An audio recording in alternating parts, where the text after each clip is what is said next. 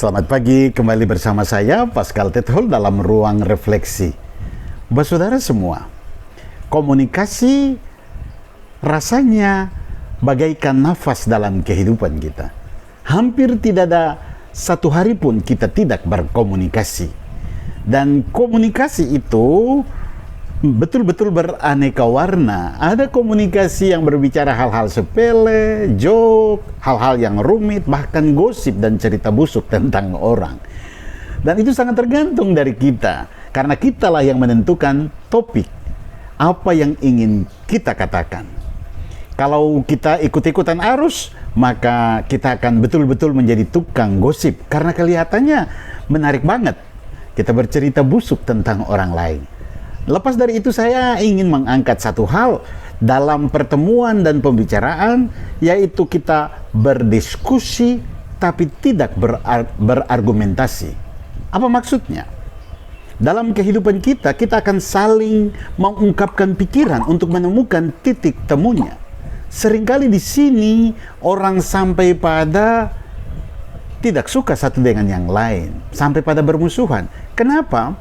Karena yang terjadi, yang seharusnya berdiskusi untuk menemukan nilai-nilai menjadi patokan kebenaran-kebenaran hakiki yang membuat kita tumbuh bersama-sama, akhirnya tidak terjadi. Malah yang terjadi adalah salah paham. Karena apa? Karena kita berargumentasi. Maksud saya di sini adalah kita mencari-cari kelemahan dari lawan bicara kita, supaya kita menemukan titik lemahnya, kita memberikan solusi-solusi lain untuk menunjukkan kepada dia pikiran dia salah, dia bodoh, dia tidak mampu. Dan justru di sini adalah virus yang membuat persahabatan kita menjadi hancur. Seharusnya berdiskusi adalah vitamin, karena 2, 3, 4 orang berkumpul berdiskusi mengungkap nilai-nilai, pengalaman, harapan, jatuh bangun. Kita akan menemukan sejatinya nilai-nilai yang utama, cara-cara kreatif yang bisa memperkaya kehidupan kita. Maka hindarilah yang namanya berargumentasi, mencari-cari kelemahan orang. Kita menjadi puas kalau kita menemukan ini kelemahan orang. Ini sungguh-sungguh komunikasi yang memperburuk pertemanan kita. Komunikasi sejatinya atau diskusi sesungguhnya adalah saling mengungkap kebenaran-kebenaran dari pengalaman kita, dari perspektif kita yang harus diuji, kemudian kita menemukan hal-hal baru yang saling memperkaya. Nah, pada titik yang lain, seringkali orang mengkritik kita dalam berdiskusi itu. Nah, ada cara lain untuk kita tidak terjebak dan jatuh pada saling mempersalahkan, yaitu apa?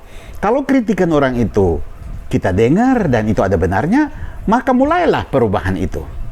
Tapi kalau tidak, maka lupakanlah. Jangan kemudian kita terjerat dengan kalimat-kalimat dan kekuatan negatif dari pikiran orang itu. Maka kita akan juga memperburuk kesehatan mental kita. Saudara semua, mari kita menemukan cara yang hebat dalam berkomunikasi, sehingga setiap komunikasi akan membuat hidup kita terasa lebih mudah, membuat harapan kita semakin kuat untuk hidup tumbuh dalam nilai-nilai yang memperkaya kehidupan kita. Dengan demikian kita menjadi manusia sesungguhnya, manusia yang mau belajar dari kebaikan-kebaikan dari pengalaman orang lain.